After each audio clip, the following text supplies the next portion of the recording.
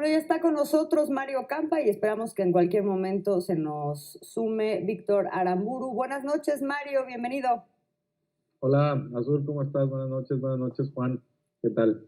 Buenas Muy bien. noches. Oye, pues como dicen, éramos muchos y parió la abuela ahora con el nuevo, pues esta nueva variante que están diciendo que ya en Inglaterra, bueno, está causando conmoción, ya vimos las reacciones y como con otras cosas que han sucedido con respecto al COVID, pues ya también aquí ha habido una reacción y una presión para decir, pues nosotros también tenemos que cerrar y el presidente dice, no, espérenme tantito. ¿Cómo la ves, Mario? A ver, creo que sí es importante poner sobre la mesa cuáles son todas las cosas que se tienen que considerar para tomar una medida como esa, cerrar los aeropuertos, por ejemplo. Sí, por supuesto. Digo, es una posibilidad que se viene manejando o contemplando desde el inicio de la pandemia, ¿no? Las posibles mutaciones que pueda tener el virus, que de hecho ya ha habido varias, es lo que dicen los expertos, y básicamente el estudio en este momento es determinar si es como una de las anteriores o si realmente representa un riesgo, sobre todo para la eficacia de las vacunas que se están desarrollando, ¿no? Otro contexto que es importante entender es que algunas de estas medidas que están tomando los países también se ven con ciertas sospechas de que esté envuelto en este clima de negociaciones del Brexit, ¿no? Entonces, la más fácil es, bueno, se está escindiendo de este arreglo comercial del Reino Unido, bueno, pues ya con eso quizá es más fácil cortar un poco el vínculo de comunicación. Entonces, también tenemos que cuidar esa parte, ¿no?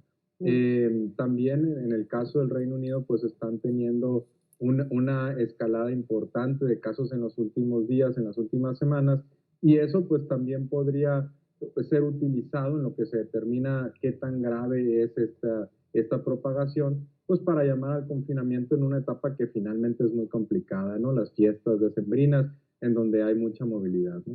Pero se adjudica esta nueva ola de contagios a la presencia de esta variante, digamos.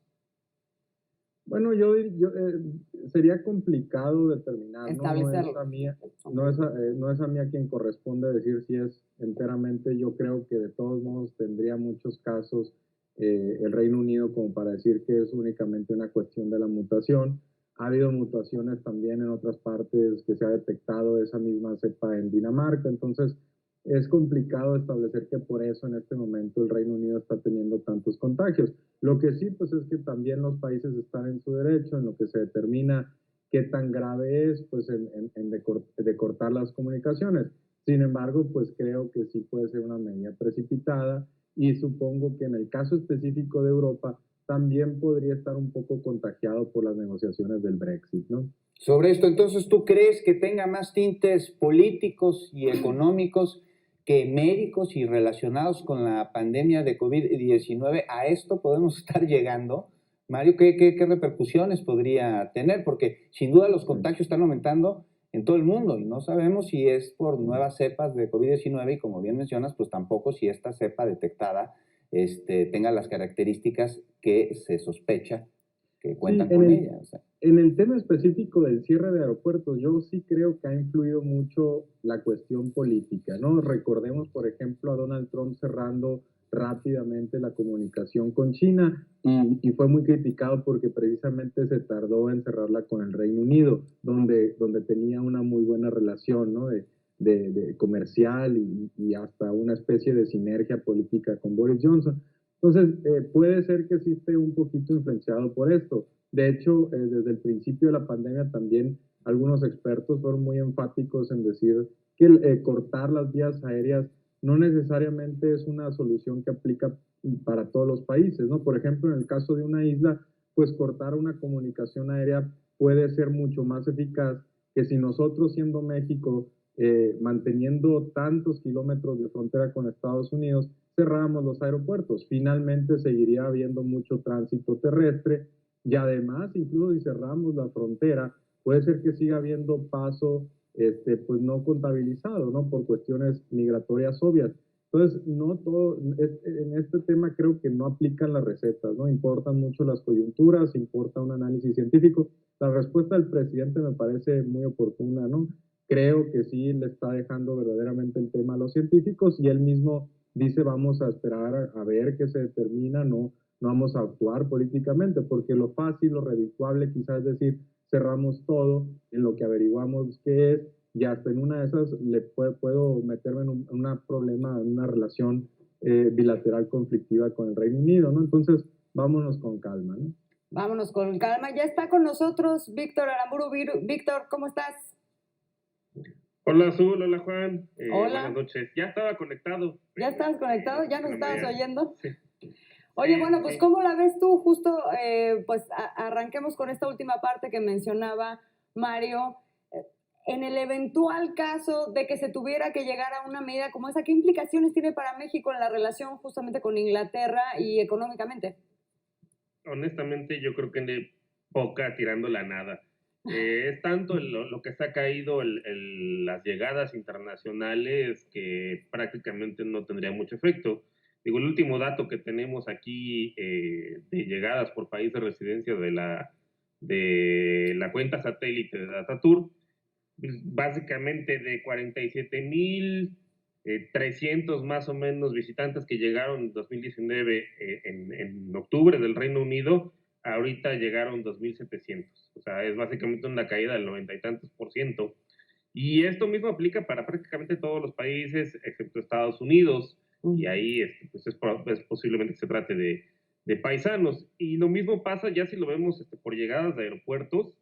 En el caso, por ejemplo, de Cancún, que el aeropuerto de Cancún, que es el que más visitantes extranjeros recibe, pues prácticamente ha caído a la mitad, tanto a nivel anual como a nivel de octubre. Y en el caso de la Ciudad de México, prácticamente ha caído una cuarta parte la llegada de personas del exterior. Entonces, pues realmente el impacto que podría haber sería muy poco, ¿no? Y no es el mismo nivel, o sea, de intensidad de contactos que tenemos en términos de personas del Reino Unido, los que tenemos de México con el Reino Unido, que los que pueden tener con Europa. Entonces, hasta cierto punto quizá sea comprensible el cierre que puedan tener en Europa, aunque bueno, ya de estas cepas han encontrado en otros lugares del mundo, es que quizá ya no tengo mucho sentido, pero bueno, la intensidad de contactos es mucho mayor la que tienen ellos que la que nosotros tenemos. Entonces, digo, así a ojo de buen cubero, pues no tendría mucho efecto realmente por las 2,000 personas que están llegando,